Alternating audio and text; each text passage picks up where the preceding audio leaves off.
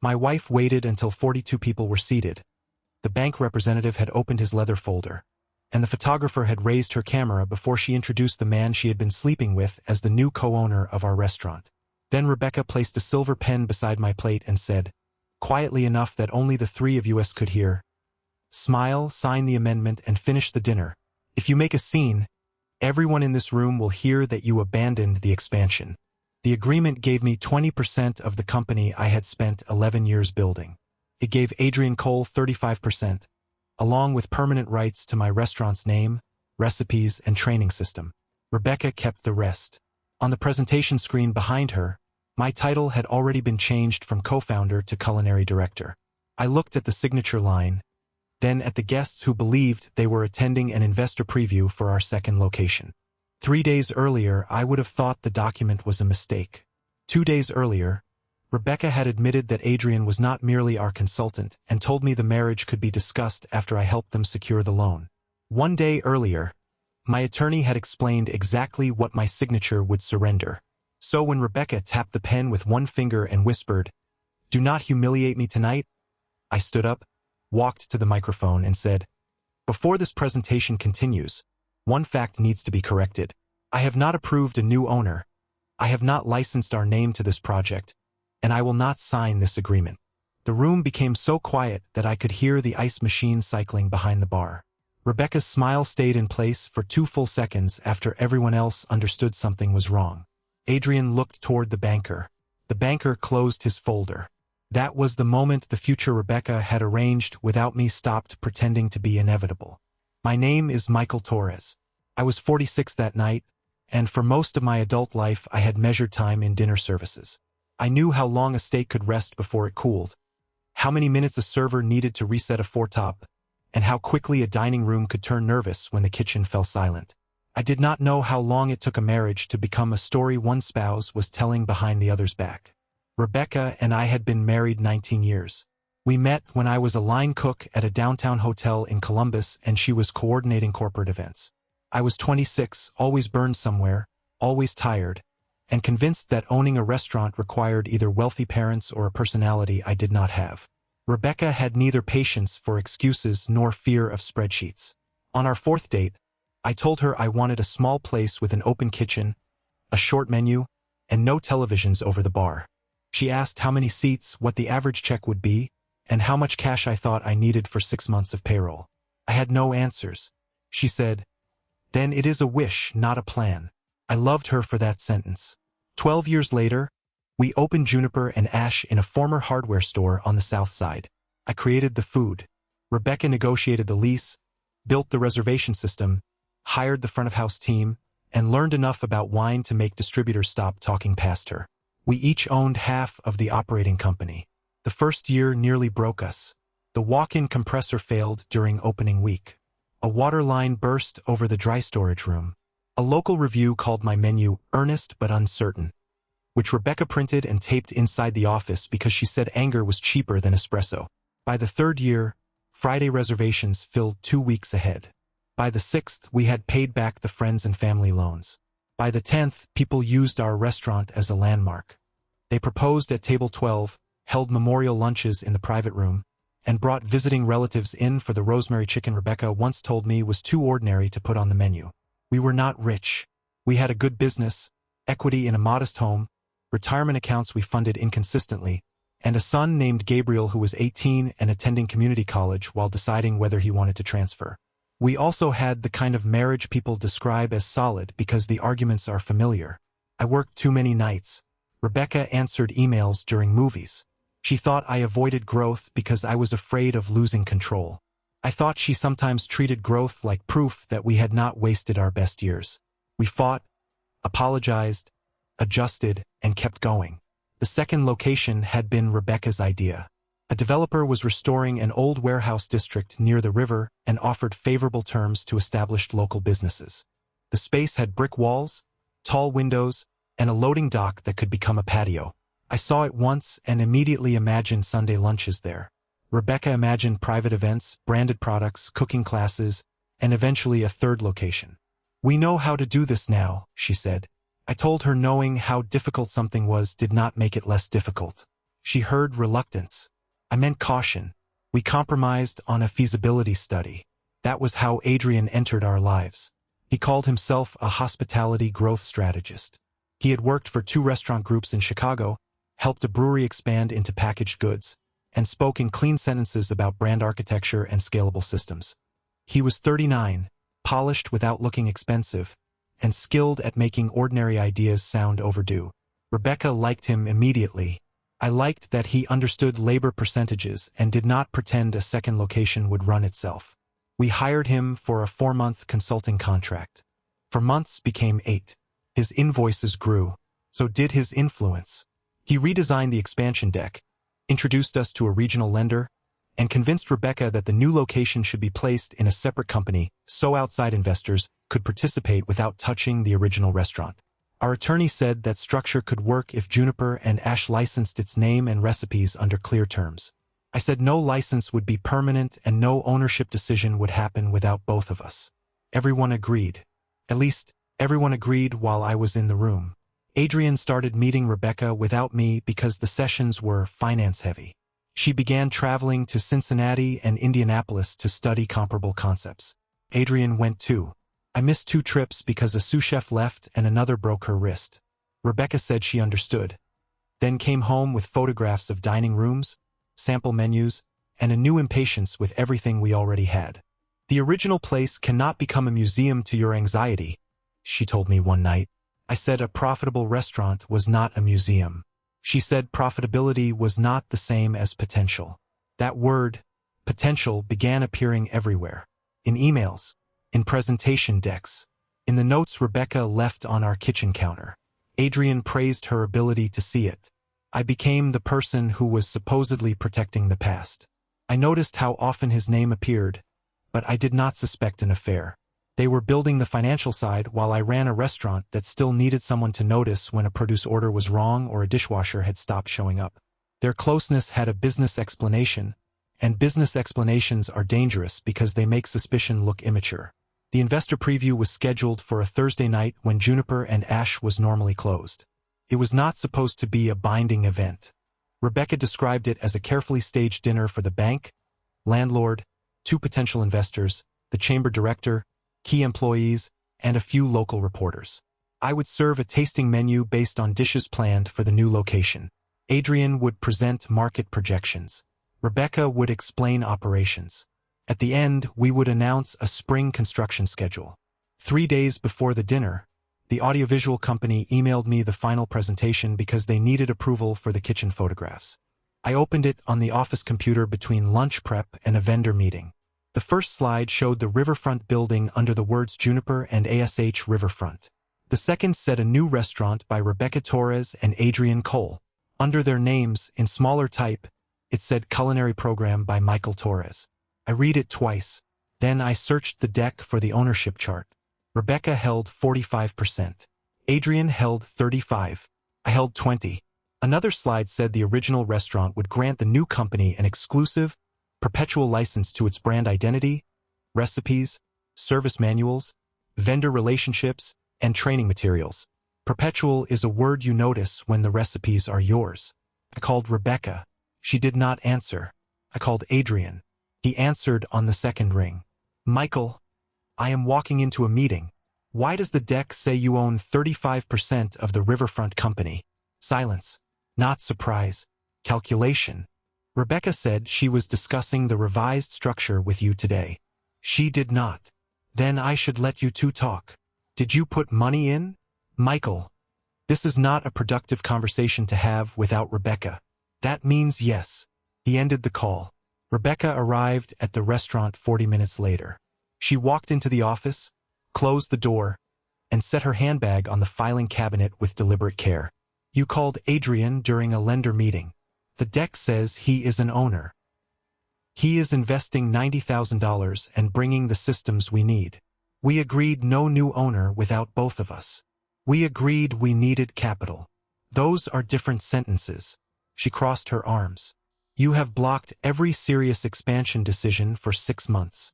I asked for a limited brand license and equal approval rights, which makes outside investment impossible.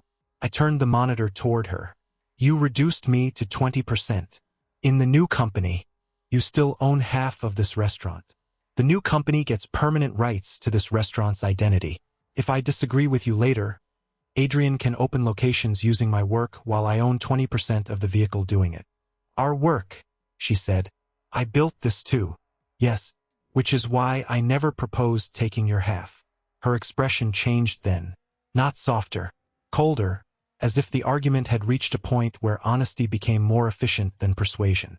Adrian and I are together, she said. The kitchen printer began chattering outside the office as someone tested tickets for dinner. I looked at the wall behind her. We had framed the first Juniper and Ash earned there. Rebecca continued because I did not. It began in February. We did not plan it. The marriage has been empty for a long time, Michael, and you know that. I did not know that. You knew we were living like business partners. We were in marriage counseling last fall, and you spent every session explaining the restaurant. Because you said the restaurant was the problem. She pressed her lips together. We can discuss the personal part after the preview. Right now, 27 employees are depending on this expansion. The landlord is expecting signatures. The bank has reserved credit committee time. Adrian transferred his funds. And you expect me to sign away control before anyone learns you are sleeping with the new owner. I expect you not to destroy a viable project because your feelings are hurt. I remember that sentence more clearly than the admission. An affair can be described as confusion, loneliness, weakness, or need. The document was none of those things. The document was a plan. What exactly happens Thursday? I asked. We make the presentation. You sign the operating amendment and brand license. The lender issues the final term sheet next week. In front of everyone, the photographer will capture the signing. It demonstrates alignment. Alignment. Please do not make this uglier than it is. I looked at the deck again. My name was on every menu slide. My face was in the founder history. My ownership had been reduced in the pages where investors needed confidence. Does Gabriel know? No. Does anyone in our family? My sister knows Adrian and I have feelings for each other. She believes we are separating. Are we? Rebecca looked impatient. We will be after the launch. We cannot survive this now and protect the deal. So I am required to remain your husband until my signature clears. You are required to act like an adult for one dinner. She picked up her handbag. At the door, she turned back. If you refuse in that room, the story will be that you walked away from the expansion and put everyone's jobs at risk. I am not threatening you. I am telling you what people will see. What do you want me to say about Adrian? Nothing. Smile. Sign. Cook the dinner. We will handle the rest privately. She left. I sat in the office until the test ticket stopped curling from the printer. Then I forwarded the deck to an attorney whose number I had saved 2 years earlier and never expected to use against my wife. Her name was Denise Park, and she had drafted the original operating agreement for Juniper and Ash. She called me after 10 that night and asked one question before anything else. Have you signed a brand license, ownership amendment, personal guarantee, term sheet, consent resolution, or side letter connected to the Riverfront project? No. Are you certain Rebecca has not used an electronic signature platform on your behalf? I have not authorized one. That was not my question. I felt the difference. I opened our shared business email, which I was entitled to access, and searched for completed signature notices. There were drafts, reminders, and links, but nothing showing my signature. Denise told me not to open or alter Rebecca's private accounts, not to copy data I had no right to see, and not to send accusations to the guest list. Your strongest position is factual, she said. The existing company is owned equally by you and Rebecca. It cannot grant this brand license without proper approval. The new company cannot make you a 20% member unless you consent. The lender and landlord may have relied on representations that you agreed. We correct those representations before anyone signs. Can I cancel the dinner? The dinner is not the legal problem. False consent is. She asked me to send the deck, the consulting agreement, our company documents, and every Riverfront paper available in the shared files. At 7 the next morning, I met her in a conference room above a pharmacy. The draft brand license was worse than the slide. The new company would pay the original restaurant a small annual fee for exclusive rights across most of Ohio. Adrian's $90,000 would be treated as preferred capital and repaid before ordinary distributions. Rebecca would receive a management salary. I would receive no separate licensing payment for recipes or training. My obligation was to create seasonal menus, train both locations, appear in promotional materials, and remain personally responsible for certain bank guarantees. Denise did not call it theft. Attorneys are careful with words that have legal meanings. She called it a transaction materially adverse to your existing ownership interest. I called it a future where Rebecca and Adrian used my work, my name, and my credit while explaining that I had chosen to step back. What happens if I refuse? I asked. The riverfront deal may pause or fail. That is a commercial consequence of lacking required consent, not something you are doing to punish them. What about the current restaurant? You and Rebecca still own it together. You cannot lock her out, drain accounts, fire her without authority, or pretend her conduct erased her ownership. You can refuse new obligations. You can demand accurate disclosure. You can seek temporary operating rules if the marriage and company become deadlocked. The distinction mattered. Anger wanted a switch I could flip. Law offered boundaries, documentation, and time. Denise drafted 3 notices. One went to the lender, one to the landlord, and one to the attorney listed on the new company documents. Each said I had not approved the proposed ownership structure, brand license, or personal guarantee. No representation of my consent should be relied upon, and any further communication about my participation should include my counsel. She sent them Wednesday afternoon. By Wednesday evening, Rebecca knew. She came home while I was packing a bag. Gabriel was at class. I had already texted him that I would stay with my brother for a few nights and that his mother and I were handling a serious adult issue. I did not mention the affair. Rebecca stood in the bedroom doorway holding her phone. You contacted the bank. My attorney corrected the claim that I had agreed. They postponed credit review. Then my consent mattered. Adrian's money is already committed. That does not create my consent. The landlord can keep the reservation deposit. Who authorized the deposit? The new company paid it. Then the new company assumed that risk before it had permission to use our brand. She stared at the overnight bag.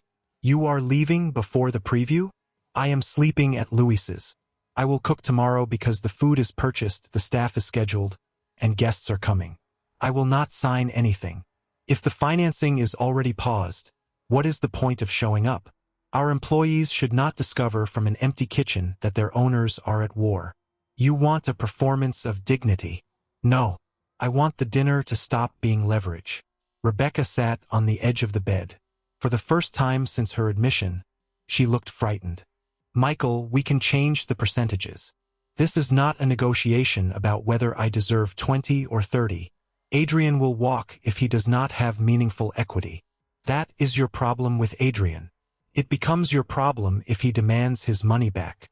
Did the money go into the new company? Yes. Then provide the account records to counsel. You are treating me like a criminal. I am treating a disputed business transaction like a disputed business transaction. She began to cry. I had seen Rebecca cry at funerals, during Gabriel's emergency appendectomy, and once in the walk-in after a server stole from us. Her tears had always moved me toward her. That night I stayed near the closet because moving closer felt like agreeing that pain restored trust. I did love you, she said. I still do, in a way. But not enough to tell me before you assigned my work to your boyfriend. You were never going to say yes. Then you knew you did not have a deal. She wiped her face. Please do not tell Gabriel tomorrow. Let me speak to him. We speak to him together, without Adrian and without turning the restaurant into the explanation. And the guests. We tell them the ownership presentation is inaccurate and no agreement will be signed. That will destroy my reputation. I will not announce the affair unless you or Adrian use our marriage to pressure me or misstate why the signing stopped. So you are holding it over me. I am giving you a chance to correct the business facts without discussing the personal facts. She stood. You always get to be the reasonable one. Tonight I am working very hard at it. I left before we could say something neither of us could place back inside the marriage. On Thursday morning, I arrived at Juniper and Ash at 8. The dining room was empty except for Elena Ruiz, our general manager, who was reviewing the seating chart. Elena had worked with us for 7 years and could identify a regular customer by the sound of a cough near the host stand. She took one look at my bag of clothes and said, "What happened?" I told her the riverfront ownership structure was disputed and there would be no signing. I did not tell her about the affair. "Is the restaurant closing?" she asked. "Not today. The original company still operates. Payroll is funded. Tonight's food will be served." "Is Rebecca coming?" "Yes." "Is Adrian presenting?" "Probably." Elena stared at the seating chart. "His place card says founder. I found it at table 1. Adrian Cole, co-founder. Mine said Michael Torres, executive chef. Rebecca's said Rebecca Torres, co-founder." Elena watched my face. "Should I remove them? Change Adrian's to consultant. Change mine and Rebecca's to co-owner. If anyone objects, send them to me." "That sounds like more than a typo." "It is." She did not ask for gossip. She printed new cards. That act of professionalism nearly broke me more than Rebecca's tears had. A restaurant is held together by people who keep carrying plates while the owners' lives become inconvenient. By noon, Adrian arrived with 2 garment bags and a stack of presentation folders. He stopped when he saw the revised place cards. "Rebecca said the council issue was temporary. My lack of consent is not temporary. Can we talk privately?" We went into the office. He closed the door and remained standing. "I invested based on the structure in the deck. I did not approve that structure. Rebecca said you had agreed in principle and were emotional about the final percentage." "She told you that?" "She said your attorney was using the personal situation to improve your position." "Did she tell you when I learned about the personal situation?" He looked away. "Tuesday. I learned Tuesday. The deck was already finished. The signing was scheduled. You had already transferred money. What principle could I have agreed to?" "She said the 2 of you had discussed separating for months." "We discussed stress. We did not discuss separation." Adrian sat down. "Michael, I know how this looks.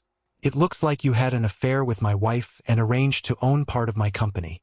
I did not arrange the percentages alone. That is not a defense. I believed the marriage was functionally over. You ate dinner in our home 6 weeks ago. She said Gabriel did not know yet. You looked at my son and accepted that explanation." His face tightened. "I am not asking you to forgive me." "Good. I am asking you not to collapse a project that employs people because Rebecca handled the transition badly." "The transition from what?" He did not answer.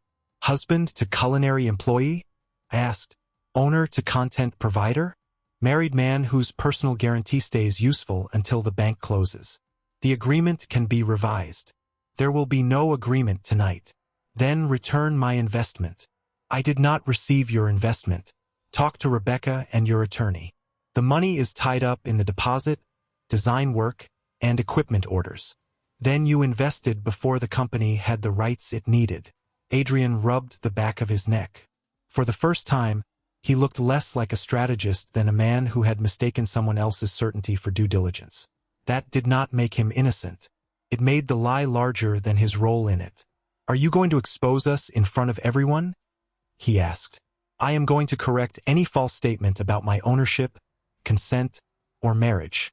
What happens after that depends on what you and Rebecca say." "That is a threat." "No. A threat is what Rebecca gave me when she said the room would be told I abandoned the expansion if I refused to sign. I am telling you the boundary before the event begins." He left without taking the folders. 3. Rebecca arrived. She wore a dark green suit I had seen only once, at an awards dinner where we were named Neighborhood Business of the Year. She looked at Adrian's revised place card, then at Elena, then at me. "Put it back," she said. "No," I replied. "He is a founder of the new company. He is not a founder of the restaurant hosting this event, and the new company does not have permission to use our brand. The guests have already seen the materials." "Then the correction is necessary." Rebecca followed me into the kitchen. "You sent legal notices, changed the presentation, and altered the seating plan. Do not pretend this is restraint. I changed my title back to co-owner. If that feels aggressive, Your plan depended on me disappearing more than you admitted. We could still present the concept without signing. Yes, if you say financing and ownership are unresolved. The bank will leave. The bank already postponed review. You did that. The unsigned documents did that. She lowered her voice. Adrian thinks you will mention the affair. Will you tell the room he is your romantic partner? Of course not. Will you tell them I agreed to his ownership? She did not answer. Will you tell them our marriage was already over and I withdrew at the last minute? Still nothing. Then I will correct whatever false version you choose. At 5:30, guests began arriving. The room filled with coats, handshakes, and the soft performative laughter people use before presentations. Our cooks plated smoked trout on rye crisps. Servers poured sparkling water and Ohio wine. The photographer took pictures beneath a temporary sign that read the next chapter. Gabriel arrived at 6 wearing the jacket Rebecca bought him for graduation. I had not expected him. Mom said this was important, he told me. It is, but not in the way she explained. Are you two okay? I looked across the room at Rebecca. She was standing beside Adrian while he spoke to the landlord. No, I said. We will talk after tonight. You do not need to take a side, and you do not need to stay if this becomes uncomfortable. What is happening? A business agreement is not going forward. There is also a personal issue between your mother and me. You will hear it from both of us, not from this room. Gabriel nodded slowly. Do you want me here? I want you free to leave. He chose a table near Elena rather than the family table. At 6:15, the chamber director welcomed everyone. Rebecca thanked the staff, the lender, the landlord, and Adrian, whom she described as the person who helped turn an old dream into a serious future. She thanked me last for developing the culinary program that will carry our name forward. Then she advanced to the ownership slide. My corrected deck should have shown 3 blank boxes labeled structure under review. Instead, the original slide appeared. Rebecca had replaced the file. Her name, Adrian's name, my 20%. She looked directly at me as if the screen itself were an argument I had already lost. Juniper and Ash Riverfront will be led by a team whose strengths are perfectly complementary, she said. Adrian and I will guide strategy and operations, while Michael will direct the culinary identity across both locations. Adrian stood when she said his name. A few people applauded. Then Rebecca lifted the silver pen from the signing table. Tonight, we make that partnership official. She did not mention that the bank had paused review. She did not mention my attorney. She held the pen toward me. I remained seated. Her smile sharpened. Michael, she said into the microphone. Every head turned. I saw the photographer move closer. I saw Gabriel sit straighter. I saw Elena set down the tray she was carrying. Rebecca crossed the room and placed the amendment in front of me. This is the future we built, she said. Let's not keep everyone waiting. Quietly, without the microphone, she added, sign it now, or I tell them you walked out on all of us. I stood. May I use the microphone? I asked. She held it away for half a second, then gave it to me because refusing would have looked worse. The food for tonight has been prepared. The staff will be paid, and everyone here is welcome to stay for dinner, I said. But the ownership slide you just saw is inaccurate. I have not approved Adrian Cole as an owner. I have not approved a permanent license of Juniper and Ash. The lender and landlord were notified yesterday that I will not sign the proposed documents. Someone near the back whispered. Rebecca said, Michael, this is not the time. I looked at her. You chose the time when you scheduled my signature as part of the show. Adrian stepped forward. We can discuss revisions privately. We could have, before you both presented an unsigned agreement as complete. Rebecca reached for the microphone. I kept it only long enough to finish one sentence. There will be no public signing tonight, and there will be no claim that my refusal means I abandoned this restaurant. Then I handed it to her. The room did not applaud. I am grateful for that. Public applause would have turned a boundary into entertainment. People shifted in their chairs. The banker gathered his papers.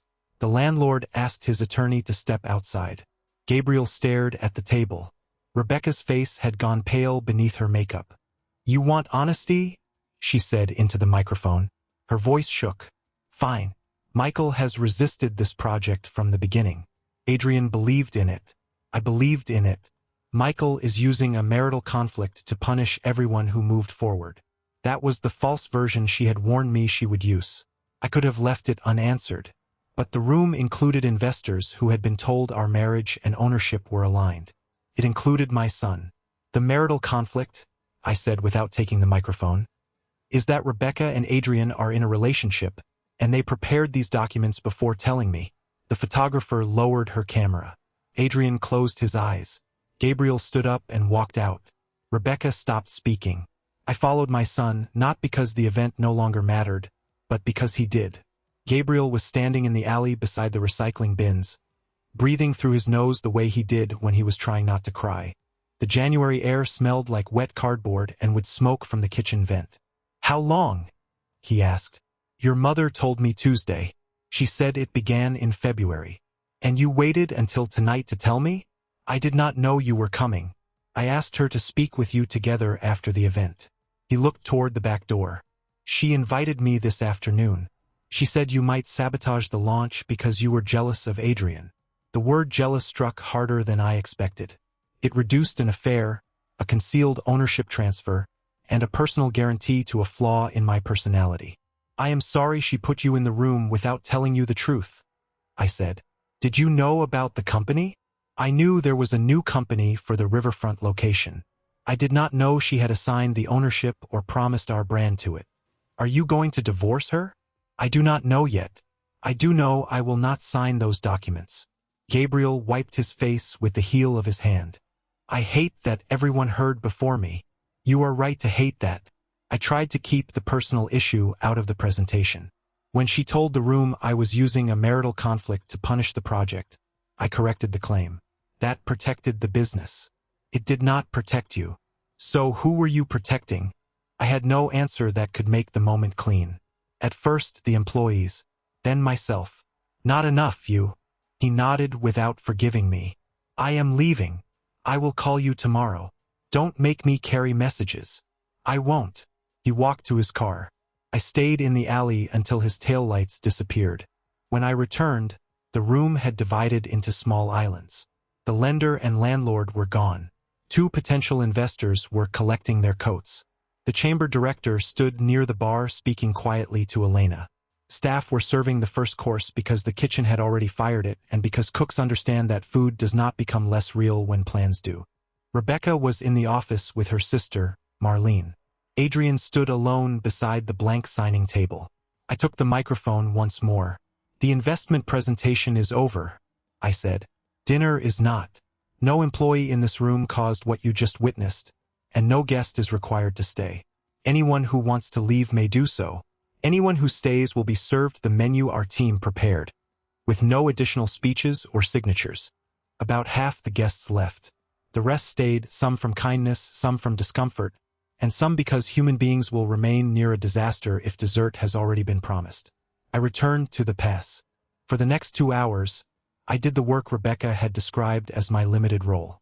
I checked plates, corrected seasoning, replaced a sauce that split, and told the servers not to answer questions about ownership. Elena handled the room. Adrian left before the second course. Rebecca remained in the office until Marlene drove her home. I did not see her again that night. At 10:30, the last guest left. The staff gathered near the bar. Nobody looked at me directly at first. "Our sous chef," Darius finally asked, "are we open tomorrow?" "Yes," I said. "Payroll and vendor accounts are current. The riverfront project is paused. The existing restaurant remains owned by Rebecca and me. There will be temporary rules about decisions, and I will share what affects your work when it is confirmed." "Is Rebecca coming in?" Elena asked. "I do not know. She still has ownership and a role unless that changes through an agreement or court order." A server named Cole raised his hand as though we were in school. "Are we supposed to pretend we did not hear the other part?" "You are not required to pretend. You are required not to harass anyone, spread private materials, or speak for the company. If you need time off or feel unable to work with either owner, talk to Elena." Darius shook his head. "That is the calmest insane thing I have ever heard."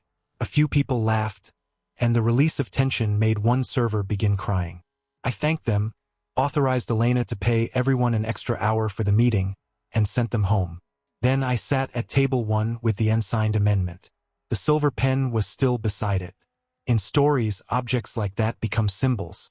That night, it was simply a pen Rebecca had purchased with company money and expected me to use. I put it in the office supply drawer. On Friday morning, Denise requested emergency business mediation and proposed temporary operating terms. Rebecca could not authorize new debt, transfer intellectual property, or use company funds for the riverfront project without my written consent. I could not remove her access, alter her compensation, or make extraordinary expenditures without hers. Elena would control daily scheduling and vendor orders within the approved budget. Any communication with Adrian about investment, licensing, or repayment would go through counsel. Rebecca's attorney accepted most of the terms by the end of the day. The speed told me her lawyer understood how exposed the proposed transaction had become. The personal consequences were less orderly. Gabriel would not answer either of us for 4 days. When he finally agreed to meet, he chose a coffee shop near campus and sat at a table close to the door. Rebecca arrived first. She looked smaller without the green suit and the restaurant around her. I arrived separately. We did not touch. Gabriel asked us to explain without interrupting each other. Rebecca went first. She said she had been lonely for years, that the restaurant consumed our marriage, and that Adrian saw her as more than the person who handled reservations and payroll. She admitted the affair. She admitted she had planned to separate after the riverfront financing was secure. She described the ownership proposal as an attempt to protect the expansion from our marital instability. Gabriel asked whether she had invited him to the preview so he would watch me sign. Rebecca hesitated. I wanted you there for an important family moment. A family moment where you introduced your boyfriend as Dad's business partner? I did not plan to announce the relationship. You planned to make him part owner in front of me. She began to cry. Gabriel turned to me. Did you know you might expose them when you went? Yes. Then why did you let me walk into the room? I told you something was wrong and that you were free to leave. I should have taken you outside before the presentation and told you enough to make an informed choice. I was trying not to recruit you into the conflict. Instead, I left you unprepared. That is not much better. No, Rebecca said. Your father wanted the moral advantage. I felt anger rise, but Gabriel held up his hand. Do not use me to score this, he said. We stopped. He asked whether the restaurant would close. I said we did not know. He asked whether his college tuition was safe. Rebecca and I had funded a 529 plan years earlier, and Denise had confirmed it was separate from the business dispute. I told him it was safe and showed him the latest statement. He asked where we would live. I was at Luis's. Rebecca was at the house. Neither of us had filed for divorce yet. I need both of you to stop giving me partial truths because you think the full truth will make me choose, he said. I am not choosing. I am your son. That became our first family boundary. We agreed to communicate directly, not through Gabriel. We agreed not to discuss settlement positions with him. We agreed to tell him in advance about any change affecting his home, school, or finances. He left without hugging either of us. Rebecca watched him cross the parking lot. You made him see me at my worst, she said. You invited him to the event. Because I thought you would behave like my partner for one night. I was your partner. That was why my signature was required. She looked at me with the exhausted hatred people reserve for a fact they cannot argue away. If you had supported the expansion when I first asked, none of this would have happened. The expansion did not make you sleep with Adrian. No, you disappearing into the kitchen helped. Maybe it helped you justify it. It did not make the decision. We ended the conversation there. 2 weeks later, the first major financial surprise arrived. Adrian's attorney demanded return of his $90,000 investment and claimed Rebecca had represented that all owners approved the structure. The new company account contained only $34,000. $28,000 had gone to a non-refundable property reservation and preliminary design. $12,000 had paid Adrian's own consulting invoices. $6,000 had purchased kitchen equipment on deposit. $10,000 had covered marketing, legal drafting, and the preview. The remaining discrepancy was nearly impossible to understand from the summary. Denise and a forensic accountant traced it through shared records and voluntary disclosures. Rebecca had used $18,000 from Adrian's investment to reimburse the original restaurant for development services. On the same day, she had transferred an equal amount from the original restaurant to our joint home equity line, reducing a balance I did not know had increased. The home equity line had funded several riverfront expenses months earlier, along with personal travel Rebecca had described as research. She had not stolen $90,000 and hidden it offshore. The truth was more ordinary and, in some ways, more frightening. She had moved money between accounts to keep every promise looking temporarily possible. Adrian believed his capital was building equity. The bank believed owner approval was imminent. The landlord believed financing was on schedule. Our restaurant books showed reimbursements that made development costs appear neutral. Our household debt quietly absorbed part of the risk. Rebecca believed the expansion would succeed quickly enough to repair the sequence before anyone examined it as a whole. "Did you sign the home equity draws?" Denise asked me. The line had been opened years earlier by both of us during a kitchen renovation. Either borrower could make draws under the account terms. Rebecca had legal access, though the marital accounting could still consider how funds were used. There was no forged signature, no cinematic crime, just authority used against the expectations of the marriage. "Can I force her to put it all back?" I asked. "We can account for unauthorized marital expenditures and disputed business use. That is not the same as pressing a button and reversing time." I began to understand why revenge stories skip accounting. Accounting does not cheer the sorts. It asks which entity paid, what agreement applied, who benefited, and what remedy is proportionate. During business mediation, Rebecca admitted moving the funds but insisted every dollar served the expansion. "The travel included Adrian," I said. "We toured restaurants and met vendors. You shared hotel rooms. That does not make the flights unrelated to business." The mediator separated the categories. Some costs were legitimate development expenses. Some were personal. Some were mixed. We spent hours classifying receipts that could not classify the marriage. Adrian attended through his attorney. He had stopped seeing Rebecca, at least according to disclosures and what she later told Gabriel.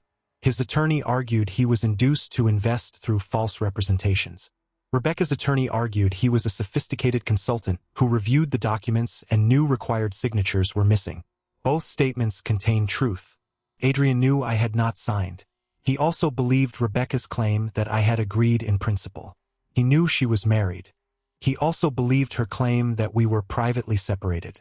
He was neither an innocent stranger nor the mastermind Rebecca's sister wanted to blame. He was a man who accepted convenient assurances because the deal and the relationship benefited him. The riverfront company dissolved 3 months after the preview.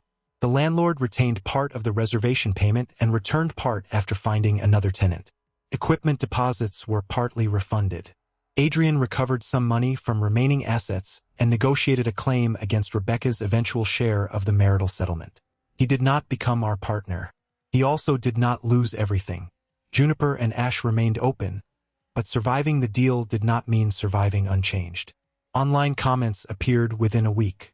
A guest had posted that the expansion dinner ended after a founder's affair was exposed. No names were used, but local people knew. A food blog emailed for comment. I replied with one sentence approved by counsel. The proposed riverfront transaction did not receive required owner approval. Juniper and Ash continues normal operations, and we will not discuss private family matters. Rebecca wanted us to issue a joint statement calling the event a misunderstanding. I refused because it was not one. I also refused a version that blamed her alone for all business risk.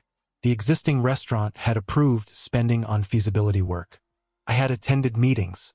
We corrected only what needed correction. For 6 weeks, Rebecca worked from home on payroll and bookkeeping while Elena managed the dining room. Staff chose their own distance. 2 servers resigned. One said the environment felt too personal. Another followed Adrian to a hotel consulting project. Most stayed because jobs are not marriage referendums. Darius kept cooking. Elena kept schedules. Customers kept ordering rosemary chicken. That ordinary continuity was humbling. I had imagined that exposing the truth would divide the world into people who understood and people who betrayed me. Instead, the lunch rush arrived at 11:30. Rebecca and I filed for legal separation in March. We did not rush to divorce court the morning after the preview, and we did not attempt reconciliation because counseling made a good final chapter.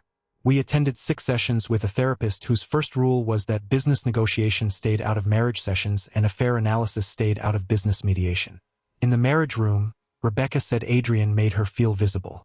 I said she had converted my labor into an asset she could redistribute. She said I had treated the restaurant as an extension of myself and left no room for her ambition unless it supported my food. I admitted there was truth in that. I had vetoed ideas too quickly. I had sometimes used quality as a word that ended discussion. I had expected Rebecca to translate my instincts into budgets, schedules, and growth plans, then resented her when the business language became louder than mine.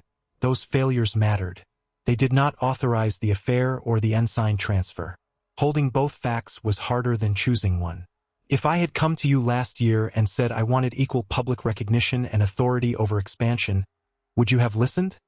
She asked. I hope so. That means no. It means I cannot rewrite myself into the husband you needed. I can say what I should have done. I should have recognized how much of the restaurant carried your work. I should have made room for growth that was not only my idea. But you did come to me with an expansion proposal. I asked for limits, not your disappearance. You answered by planning mine. Rebecca looked down. I thought if the project became real enough, you would stop resisting. You thought the room, the bank, the staff, and our son would make refusal too expensive. Yes, she said. It was the first unqualified answer she gave me. That answer ended my uncertainty about reconciliation. I could understand loneliness. I could understand attraction. I could even understand the intoxicating relief of meeting someone who praised the part of you your spouse had taken for granted. What I could not rebuild around was her belief that consent could be manufactured by arranging enough consequences around the person who had to give it. In business mediation, we considered 3 paths. Sell the restaurant to an outside buyer and divide the proceeds. Continue owning it together under professional management. Or have one of us buy out the other. An outside sale might have produced the cleanest separation, but early indications were lower than we expected because the ownership dispute and failed expansion affected valuation. Continued co-ownership required trust we did not have. I wanted to buy Rebecca's half. Wanting was easier than financing. The restaurant had value, but most of my wealth was already tied to it and the house. A conventional loan large enough to buy her share would strain cash flow and make one bad year dangerous. Rebecca wanted a fair price and did not have to subsidize my emotional attachment. For a month, it looked as though we would sell. I walked through the dining room after closing and tried to imagine someone changing the name. I had told myself the restaurant was not a monument to my anxiety. Losing it revealed how much identity I had stored there. Elena proposed the solution I had not considered. She had savings, management experience, and no desire to own half a restaurant by herself. She asked whether Rebecca would sell 30% to me immediately, 10% to Elena through a seller-financed note, and retain 10% as a non-voting economic interest for 4 years while the remaining buyout was paid. Denise warned that complicated ownership could preserve conflict. Elena said complexity already existed. The question was whether it could be governed. We hired a valuation firm. We involved tax advisors. We negotiated employment contracts, voting rights, death and disability provisions, buyout triggers, and limits on related party transactions. Nothing happened through a triumphant handshake. Rebecca challenged the first valuation. I challenged the interest rate. Elena insisted on authority that neither of us could casually remove. The final structure gave me 60% voting ownership, Elena 20%, and Rebecca a 20% non-voting interest scheduled for redemption over 4 years, secured by business assets but not our home. Rebecca resigned from daily operations after a 3-month transition. She received immediate funds from refinancing the business within safe limits, a share of future payments, and other marital assets in the separation. I kept control of the restaurant and more debt than I wanted. Elena became managing partner and earned the title she had already been performing. The agreement prohibited permanent licensing of the brand without supermajority approval. It also required independent review for any transaction involving an owner's romantic partner, relative, or separate company. Denise called that clause painfully specific. I called it expensive education. The house presented another problem. Neither Rebecca nor I wanted to remain there, but selling immediately would disrupt Gabriel, who still came home between classes. He told us not to use him as the reason to delay. "I can live with Uncle Luis or get roommates," he said. "Do not keep a museum for me." We listed the house in June. Before the photographs, Rebecca and I spent a Saturday dividing what remained. She took the dining table her parents gave us. I took the cast iron pan from our first apartment. We argued about a framed newspaper review until both of us realized there were 3 copies in the restaurant office. Gabriel took the living room record player. In the garage, I found boxes from Juniper and Ash's opening. Menus printed on paper too thick for our first printer, handwritten training notes, and a photograph of Rebecca and me standing beneath the unfinished sign. In the photograph, we were exhausted and certain. I offered it to her. She held it for a long time. "We were good then," she said. "We were real then," I replied. "Those are not always the same as forever." She placed the photograph in her box. The house sold in August. We paid the mortgage and home equity balance, then divided the remaining proceeds under the temporary settlement. The disputed personal portion of riverfront spending was charged against Rebecca's side of the marital accounting. Legitimate business expenses remained business expenses. I did not receive every dollar I believed her choices had cost us. She did not walk away with the company she had planned. Settlement is not a verdict on the entire marriage. It is a controlled end to disputes that could otherwise consume whatever remains. Gabriel took longer to adjust than either of us expected. He stopped working weekend host shifts at Juniper and Ash because customers asked questions. He transferred to a university in Cincinnati the following spring and studied supply chain management, which he claimed had nothing to do with either parent. He saw us separately. He refused family celebrations that required pretending we were comfortable together. I respected that. Rebecca struggled with the loss of the restaurant more than she admitted during negotiation. She had built systems, relationships, and a reputation there. The affair did not erase her contribution. Her attempt to transfer control did not make the earlier years imaginary. At her final staff meeting, she did not give a dramatic apology. She said, "I made personal and business decisions that damaged trust. The ownership is changing, and Elena will lead operations. I am proud of what we built, even though I am leaving it badly." Some employees hugged her. Some did not. Nobody applauded. Afterward, she handed Elena a binder containing vendor contacts, renewal dates, and payroll procedures. Then she came to the kitchen. "I suppose this is what you wanted," she said. "No," I told her. "What I wanted was the dinner we were pretending to have before you handed me the pen. You kept the restaurant." I kept a restaurant with new debt, a new partner, 2 resignations, and a son who cannot walk into the dining room without remembering that night. And I lost my marriage and my company. You did not lose them because I corrected the slide. She looked at me. "I know. That was the closest we came to agreement." Our divorce became final 14 months after the investor preview. Rebecca moved to Cincinnati and joined an event management firm. She was good at the work. Within a year, she directed corporate launches for clients who presumably signed their own documents. I heard through Gabriel that she dated someone briefly, not Adrian. Adrian returned to consulting. His claim against Rebecca settled confidentially. I did not ask for the amount. There was a period when I checked his professional page more often than I am proud to admit. Each new photograph seemed to prove that consequences had missed him. Then Denise asked why I was giving a man I no longer worked with free space in every morning. I stopped checking. The restaurant's first year under the new ownership was not easy. Interest costs rose. A road project reduced parking. One of my most experienced cooks left to open a food truck. Elena and I disagreed about brunch, uniforms, and whether the rosemary chicken had become untouchable. The difference was that our disagreements occurred inside a structure neither of us could alter by surprise. Elena won on brunch. I won on uniforms. We kept the chicken.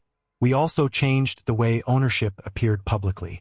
The website listed me as chef and managing owner, Elena as managing partner, and the staff leadership team by name. No founder mythology. No implication that one person's vision had created what dozens of people maintained. I had learned something from Rebecca's anger even if I rejected what she did with it. Recognition should not arrive only after someone threatens to take it. One Thursday evening, almost a year after the preview, a couple at table 12 asked whether we hosted engagement dinners. Elena gave them the event packet. I watched from the kitchen as they pointed at menu options. For a second, the signing table from the preview returned so vividly that I smelled the silver pen's metallic barrel on my fingers. I told Darius I needed air and stepped into the alley. Trauma is an overused word, and I am not comparing an investor dinner to violence. But the body can attach danger to ordinary arrangements. A microphone, a leather folder, a room waiting for you to perform agreement. I stood beside the same recycling bins where Gabriel had asked how long. Then Elena came outside. "Do you want me to book it?" she asked. "Yes." "You sure? People should still be allowed to make promises here." She nodded and went back inside. I followed a minute later. The anniversary of the preview arrived without anyone naming it. We were busy preparing for a regional restaurant week, and the calendar held enough practical problems to crowd out symbolism. Elena wanted to introduce a fixed-price family-style menu. I thought the portions would create waste. Darius proposed a compromise, and because this was now a company where authority had names and limits, we tested it instead of converting disagreement into prophecy. On Thursday morning, a courier delivered a navy envelope addressed to Juniper Ash Holdings. My stomach tightened before I opened it. Inside was the final notice that Rebecca's non-voting interest had been redeemed early through a refinancing package our accountants had spent 4 months arranging. The transaction did not make me debt-free. It did make the ownership separation complete. Elena now held 25%, I held 75%, and a profit-sharing pool reserved future units for key employees. Every signature had been reviewed independently. Every signer had received the documents in advance.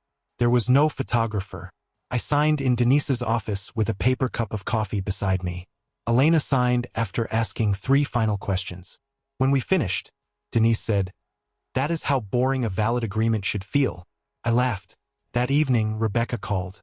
We had not spoken directly in nearly 5 months. "The funds arrived," she said. "Good. My attorney says everything is final. Mine says the same." There was a pause. "I drove past the restaurant last week," she said. "The patio looks good." Elena's idea. Of course it was. I could hear traffic behind her. "Michael, I have wanted to ask you something, and I know I may not deserve an answer." "Ask."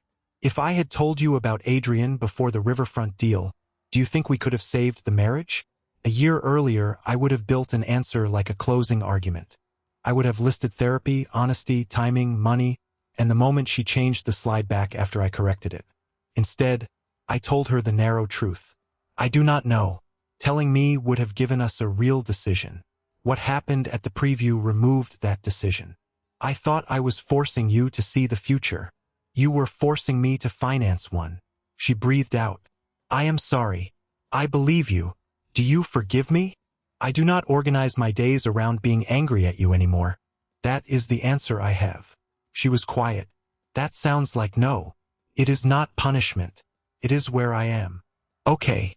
We spoke for another minute about Gabriel, who had accepted a summer internship in Louisville. Then we ended the call. There was no reconciliation hidden inside the apology. There was also no satisfaction in withholding one. The relationship had reached a condition where accuracy was kinder than performance. Restaurant week began on Monday. The engagement dinner from table 12 took place on Saturday in our private room. The couple had chosen a small gathering with parents, siblings, and 4 friends. Halfway through dessert, the man asked Elena for the ring he had left in the office safe. She brought it to me by mistake because I was plating the final course. I held the box and felt the strange weight of another person's irreversible question. "You should take it," I told her. "They arranged this with you." "He asked if the chef could bring dessert," she said. "He wants the ring on the plate." Did she agree to public proposals? Elena smiled. "That was my first question. Her sister says yes, but I told him a sister is not consent." He changed the plan. He is going to ask her privately on the patio after dinner. Then they will come back if she says yes. Smart man. Trainable man. We placed the ring in his hand near the patio door. 15 minutes later, they returned together, both crying, and the room erupted. I watched from the service station. The The applause did not remind me of the preview. It sounded different because nobody had been cornered into creating it. After the guests left, Gabriel arrived unexpectedly. He was home for the weekend and had brought 2 friends for a late meal. He looked older than he had a year earlier, though perhaps he was simply less available for me to protect. When his friends left, he stayed at the bar while I closed the kitchen. "Mom said the buyout finished," he said. "It did. How do you feel?" "Relieved. Nervous about the debt. Proud of Elena. Tired." "That is too many answers. Most real questions have too many." He turned the empty water glass between his hands. "I used to think you planned that whole dinner. Like you found out weeks before and waited for the crowd. I found out Tuesday. I know that now. Mom told me. I still should have warned you before the presentation." "Yes. I am sorry. I know." He looked toward the dining room. "I am also glad you did not sign." That was the first time he said it. I felt the words land, but I did not ask him to say more. "Me too," I replied. "Do you hate her?" "No. Do you miss her?" "Sometimes. I miss the version of us that could solve a bad month by changing the schedule." "Was that version real?" "Yes. It just was not the only version." Gabriel nodded. We stacked chairs together. Before leaving, he stopped beside the framed $1 bill in the office. "Are you keeping that?" he asked. "Probably. Mom told me it was her idea to frame it." "It was. You should put her name on the back." My first reaction was resistance. The restaurant was mine now, and her name felt like a claim. Then I understood Gabriel was not asking me to restore ownership. He was asking me not to rewrite history in the same way Rebecca had tried to rewrite the future. I removed the frame, wrote Rebecca Torres beneath the date on the backing paper, and placed it on the wall again. A boundary does not require amnesia. The next morning, Elena and I held a quarterly ownership meeting. She brought printed reports. I brought coffee. We reviewed cash flow, labor, maintenance, and the possibility of replacing the aging walk-in compressor. At the end, she presented a proposal for branded cooking classes. My shoulders tightened at the word branded. She noticed. "This is not a permanent license," she said. "It is 3 Saturday classes taught here under our insurance with revenue staying in the company. The proposal has an exit clause. You received it 9 days ago. I read it, and I think the price is too low." We negotiated. We did not agree that morning. Nothing collapsed. Nobody changed the slides. Nobody invited an audience to make refusal expensive. The proposal waited until the next meeting, where we approved a limited trial. That ordinary process became the clearest evidence that my life had changed. For years, I believed strength meant enduring pressure without letting anyone see the cost. At the preview, strength was simpler. It meant refusing to let a room full of witnesses replace my judgment. It meant saying what I had not approved and stopping before the signature made the lie difficult to unwind. It also meant accepting that refusal would not produce a clean victory. The riverfront site opened eventually as an Italian market owned by someone else. Rebecca built a career without me. Adrian continued working. Gabriel loved both parents and trusted neither of us quite as carelessly as before. I kept the restaurant, but I paid for it, changed it, and shared control. The staff did not become my loyal army. They remained employees and partners with their own judgments. Some respected what I did. Some believed the private conflict should never have reached the microphone. Both views were allowed. People who hear the story often focus on the sentence I said in front of the guests. They imagine I must have felt powerful when the banker closed his folder and Rebecca's presentation stopped. I did not. I felt exposed, frightened, and responsible for every person in the room. The satisfaction came later in smaller moments. Seeing Gabriel finish a semester without being used as a messenger. Watching Elena sign an agreement she had reviewed for weeks. Selling dinner in a restaurant whose ownership page told the truth. Opening an envelope without discovering a decision already made in my name. The silver pen from the preview remained in the office supply drawer until a server used it to label freezer containers and left it uncapped. By the time I found it, the ink had dried. I threw it away.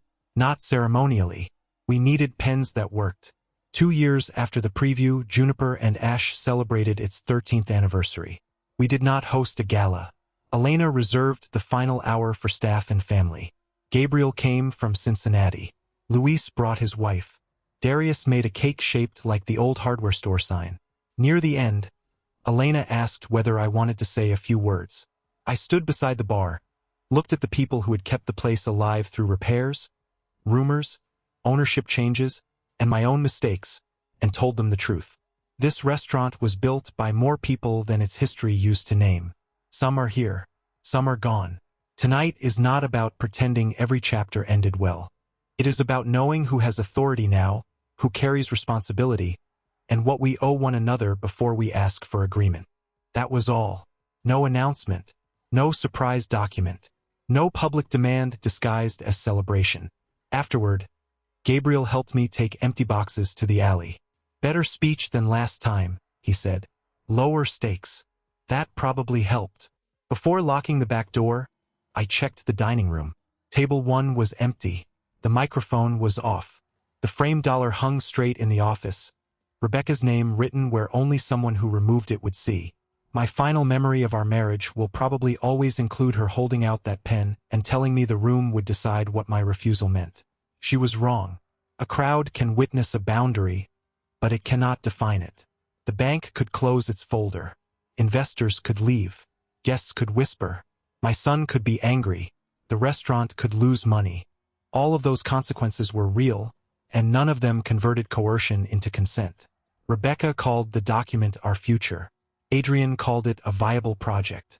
The presentation called me culinary director. The signature line called me a 20% owner. I did not need a better speech than the one I gave. I needed to leave the line blank. That blank space became the last honest thing in our marriage and the first honest term of the life that followed.